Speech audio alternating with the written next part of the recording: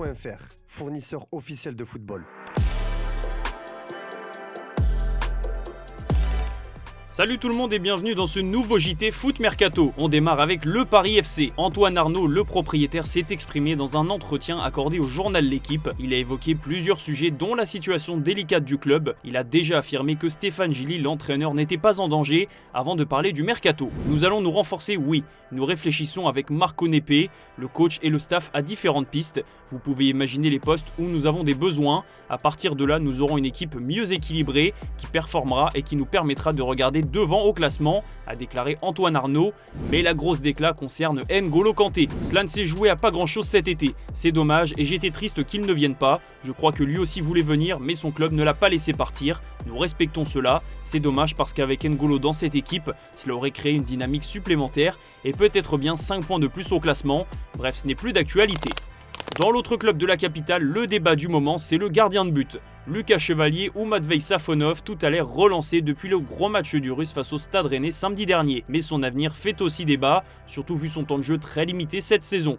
Selon l'équipe, la question d'un éventuel départ n'a jamais été évoquée lors de la récente rencontre entre son agent et Luis Campos le mois dernier. Le portier russe s'inscrit pleinement dans le projet du PSG. Reste à savoir si Luis Enrique lui laissera un peu plus de temps de jeu prochainement. On reste en Ligue 1 et dans le mercato, une information venue d'Espagne risque de surprendre. Selon une radio andalouse, le FC Séville serait intéressé par Mihailo Mudryk, l'ailier ukrainien de Chelsea qui est toujours suspendu pour dopage.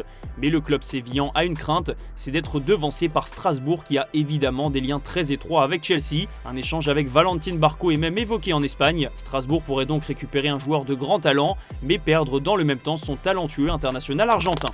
Un autre talent du championnat de France est très courtisé, un certain Ayoub Boadi. Le milieu du LOSC vient tout juste de prolonger jusqu'en 2029 avec son club formateur, mais ça n'empêche pas les grosses écuries de le suivre de près. Selon nos informations, Manchester United, le Real Madrid et l'Inter Milan sont intéressés, tout comme le PSG. Le Bayern, Arsenal et la Juve ont également un œil sur le dossier.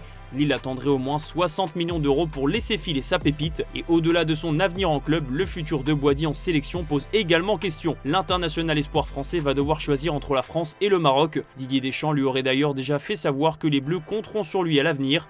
Mais le Maroc n'a pas dit son dernier mot. Les Lions de l'Atlas espèrent le convaincre de venir jouer pour eux. Le RC Lens est leader de Ligue 1 mais ça n'empêche pas les 100 et or de vouloir se renforcer cet hiver. Selon nos infos, le club lensois s'intéresse à Amadou Haïdara, le milieu de terrain du RB Leipzig qui manque de temps de jeu en Allemagne. Ce dossier pourrait se concrétiser dès cet hiver ou au pire cet été puisque Haïdara arrivera au terme de son contrat avec le club allemand.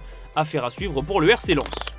On file sur l'actu européenne, la grosse info de la journée, c'est Mohamed Salah qui a été écarté par Arne Slot et la direction de Liverpool pour le match de Ligue des Champions contre l'Inter Milan. Ce choix fait suite aux déclarations de l'Égyptien après le match nul contre Leeds. Salah a fait part de son mécontentement au sujet de sa situation, il a même ouvert la porte à un départ.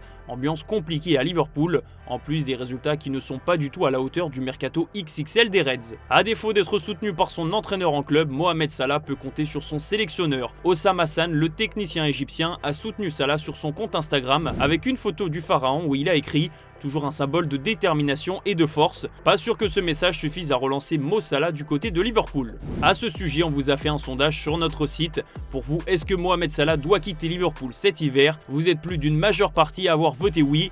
Reste maintenant à savoir quel club tentera de faire venir le pharaon au mercato hivernal. Lui finira peut-être par rejoindre Liverpool, c'est Marc Guéhi. En tout cas, c'est ce que les supporters des Reds pensaient l'été dernier avant que le transfert ne capote au dernier moment. Depuis, l'international anglais a eu le temps de réfléchir et Liverpool ne serait plus son premier choix. Comme l'indique Sky Allemagne, c'est le Bayern Munich qui aurait les faveurs du joueur en ce moment. Harry Kane, coéquipier du défenseur en sélection, aurait aussi un rôle à jouer dans ce dossier puisqu'il serait en train de tout faire pour le convaincre de venir.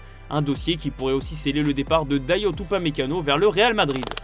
Un petit mot sur Neymar, le Brésilien a été un acteur majeur du maintien de Santos cette saison, notamment avec son triplé inscrit lors de l'avant-dernière journée de championnat. En fin de contrat avec son club formateur, Neymar s'est exprimé sur son avenir, mais il est resté assez évasif. Je ne sais pas, je leur ai demandé d'attendre après ces matchs. Maintenant, je veux me reposer une semaine, oublier le football. Mais évidemment, mon cœur appartient toujours à Santos. Je ferai passer Santos en premier.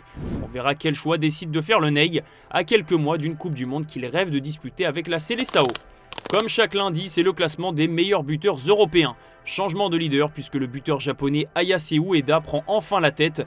Auteur de 18 buts en 15 matchs, il réalise une saison folle avec le Feyenoord de Rotterdam. Ce samedi, il s'est offert un quadruplé lors de la victoire 6-1 de son équipe. La deuxième place de ce classement revient à Harry Kane et Kylian Mbappé complète le podium avec 16 buts en autant de rencontres. Derrière ce trio de tête, on retrouve Erling Haaland, Ferran Torres, auteur d'un triplé contre le Real Betis, Igor Thiago ou encore Vangelis Pavlidis.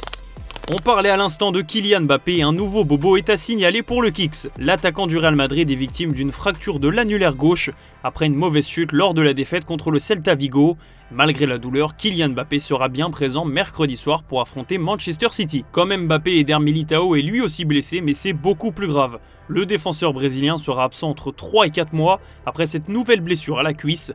Un gros coup dur pour Militao qui revient de 2 ruptures des ligaments croisés du genou. Hier, Foot Mercato était présent au Stade Vélodrome, l'événement Universe League organisé par Riyad Zidane, le neveu de Zizou. On a pu croiser Mamadou Niang, légende de l'OM et du Sénégal, et on lui a posé la question sur le choc France-Sénégal qui aura lieu à la prochaine Coupe du Monde, et c'est un match qui le fait déjà saliver. C'est un très bon tirage pour tout le monde, je pense, pour la France, pour le Sénégal, pour la Norvège. Donc nous on est contents, on va en Coupe du Monde pour rencontrer les meilleures nations. Donc on a été vraiment gâtés avec la France. On voulait tomber le Brésil, la France ou l'Espagne. On a eu la France, tant mieux. Et, ça va être un bon moment à passer tous ensemble là-bas. Un petit prono, le Sénégal peut faire chuter la France comme en 2002. Tout est possible, dans le football tout est possible. On sait bien que dans un match on peut tous gagner.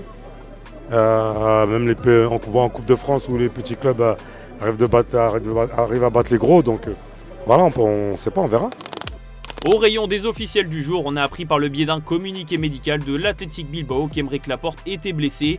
Il y a donc peu de chances de le voir jouer mercredi soir en Ligue des Champions face au PSG. Il est sorti sur blessure le week-end dernier face à l'Atlético de Madrid. La durée d'indisponibilité n'a pas été communiquée, mais Laporte sera sûrement absent contre le champion d'Europe en titre. À moins de 2 semaines du début de la Coupe d'Afrique des Nations, on a eu la première liste officielle et c'est celle du Gabon. Sans surprise, Pierre-Emerick Aubameyang, l'attaquant de l'OM, sera de la partie. Il sera accompagné par Mario Lemina, Denis Bouanga ou encore Bruno Ekwelemanga. Un transfert officiel en Ligue 1. Deiver Machado quitte le RC Lens pour le FC Nantes. Les deux clubs ont officialisé la nouvelle sur leurs réseaux sociaux. Le Colombien rejoint les Canaries avec pour grand objectif de disputer la prochaine Coupe du Monde avec son pays. On va conclure ce JT avec l'image du jour. Lors de cet événement Universe League, on a eu l'occasion de voir plein de légendes fouler la pelouse marseillaise, notamment Franck Ribéry, Dimitri Payet et donc Zidane. On vous a filmé ce but de l'ancien du Bayern sur une passe d'un certain Zizou, l'occasion de nous rappeler de très bons souvenirs.